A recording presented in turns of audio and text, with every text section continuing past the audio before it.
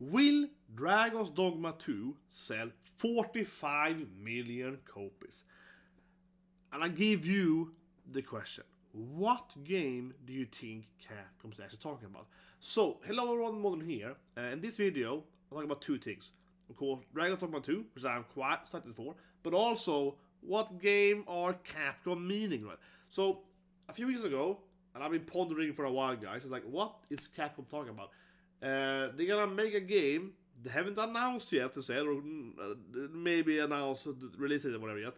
They will sell 45 million. That's a huge number, okay? And I've been pondering about some guys for a while, okay? And of course, I'm excited for this game, right? So, subscribe, slap and so on. Because I'm definitely gonna make more Dragon Dogma videos when the game is out, right? And I do think that they might have meant this game. As you see here in the trailer and so on, right? It is, I think that they see it as their Elden Ring, right? What do you guys think? But I think that they look at Dragon Dogma 2 as this is our Elden Ring. It's kind of similar as medieval stuff, fantasy, right? There's dragons, different classes, and so on. And whatever, your point. I do think they're thinking, okay, this is gonna sell like 20, 30 million copies, but 45 is really, really high, right? But let's first watch the trailer briefly here. I haven't seen myself yet, and I will, say it. I have a couple of other options, which I think might be what they're talking about, right?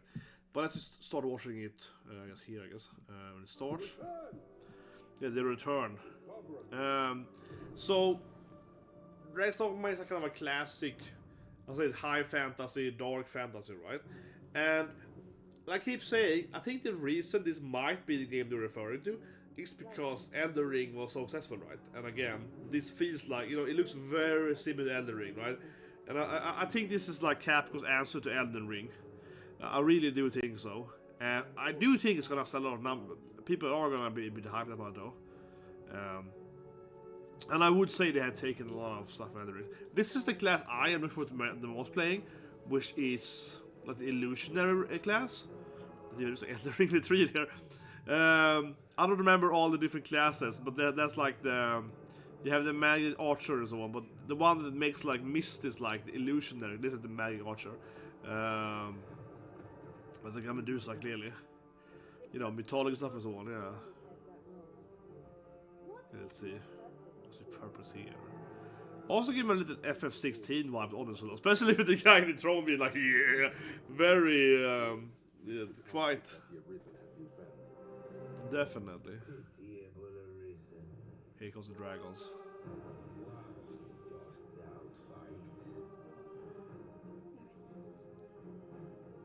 Well, that's clearly the the maiden. It's the maiden. No, come on! It looks way more Elden Ring than the previous Dragon Dogma did. Absolutely does. There's also those giants from Elden Ring 2 there, yeah. Those like the mecha things, defense to different old stuff. I am being a little bit fishy, obviously I'm joking at it to some extent, but you can't tell me that they haven't taken a lot from Elden Ring. Like the clothing design and some of the enemies can be straight out from Elden Ring. But yeah, the class I'm gonna play, and I don't know what they're called. You can blog us, but I don't know what they're called at all. But there is a bit in the trade here though. This is probably my. They call it illusionist? No, they call it trickster. Tricksters. That's right. Yeah. This is what I'm excited for. Okay. I always love the class. This is a trickster class, so I'm excited for the most, right? So they are kind of like they're basically using illusions ones. See here again, the trickster. Yeah, there we go. Yeah, they can create they can summon monsters. You can summon the griffin, right? But when the trickster does, they can make it last longer and so on, right? So it's kind of this kind of illusionary summoner class, which is probably what I'm gonna play in Dragon Dogma 2. I think so at least. I like to either play, like I play Elden Ring. I like to either play like strength build, like full on, and like melee this stuff, hardcore mode, right? No, or I like to play the most like obnoxious, like, I can summon 10 stuff and run away, and and be super annoying, super kiting and annoying, right? So, what's your class you're gonna play? But I'm definitely trickster for me. But anyway, so this game, I really do think this might be the game they meant, right? Because I think they are coming from like Elden Ring hype, certainly. But I looked at some of the numbers from this video, And they haven't made, I think, any game ever that I can find that sold that many copies. Games like Street Fighter 6, right, doesn't even get remotely close to these numbers. Elden Ring, and I think it's important to point out, right, because this is the game I think might be what they're meaning. Elden Ring has sold about, I believe, 22 million copies today. I might be wrong, but I think it's something like that this month. I mean, two this month, and so that's like, if they mean this game, it has to it has to sell twice the number of Elden Ring. So that's really hard, right? If it's really hard, that's gonna be the game. Some other games they might have meant, just to still, okay, what game could have meant, right? Another game Capcom could have meant is Monster Hunter, right? So they might have a new Monster Hunter game coming after, what's it called again? Whatever, I can't remember what it's called now. The fifth one, so the sixth one coming. But I don't know. I mean, Monster Hunter is a big franchise, but I don't think it's gonna pull in that many new people. What do you guys think? I don't think it's gonna pull in enough people to be a 45 million game. I don't think so. One game I could see it being is a new Resident Evil game, Resident Evil 9. That would be right, because I don't think they refer to a remake.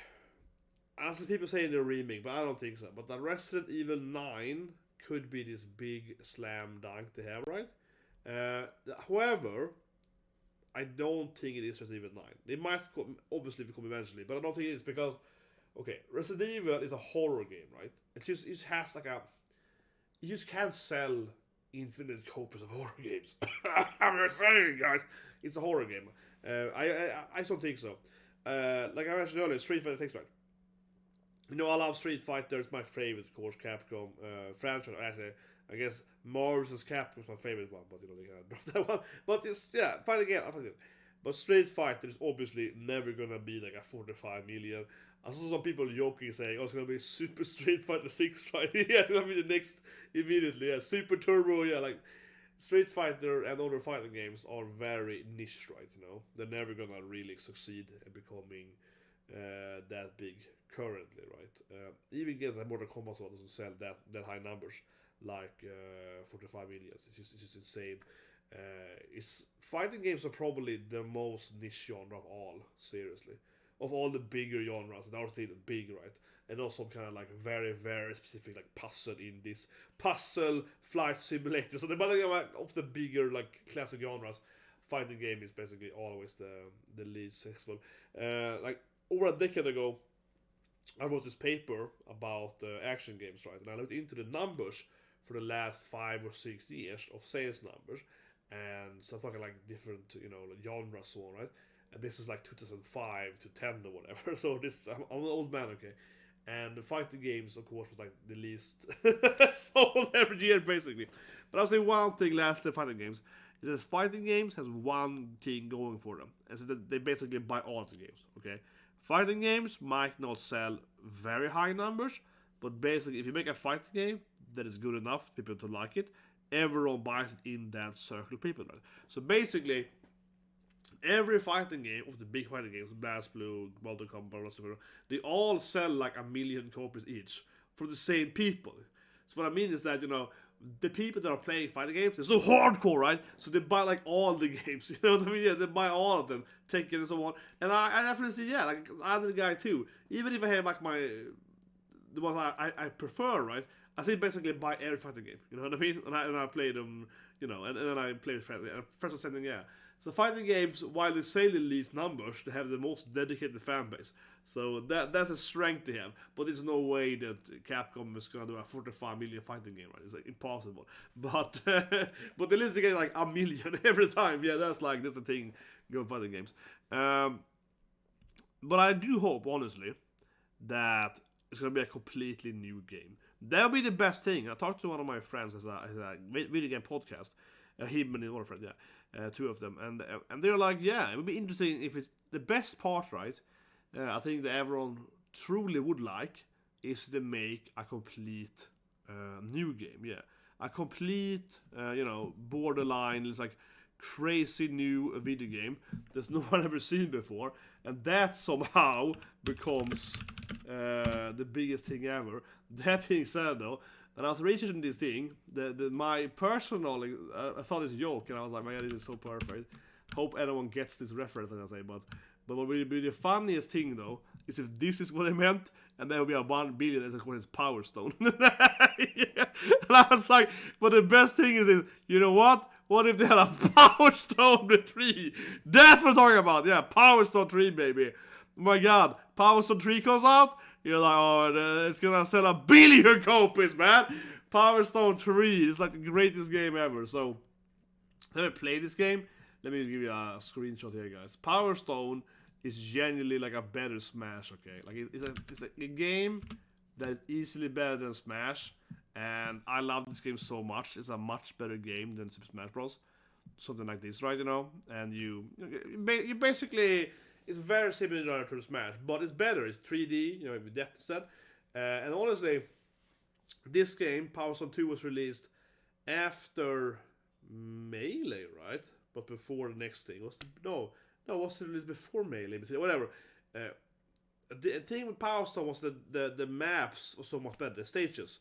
It was so much better. The level design was much more interesting. You had different items, and the funny thing is that so much stuff that this game actually had, the later Smash game has stolen straight up. Like they finally did 3 stuff to get the power up and so on. Yeah, like it's hilarious. But anyway, this is the 45 million game, guys. Power Stone 3. That's this. In all seriousness, though, I do think that they are either referring to Dragon Dogma 2, right?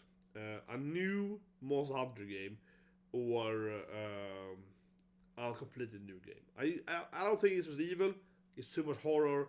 It's not a fighting game. Maybe I forgot something now that I can't think in my head, but I guess like a Devil May Cry 6 would also roughly come by now. But it's in there too. Devil May Cry is very popular, but it's also one of those like a little bit too niche, right?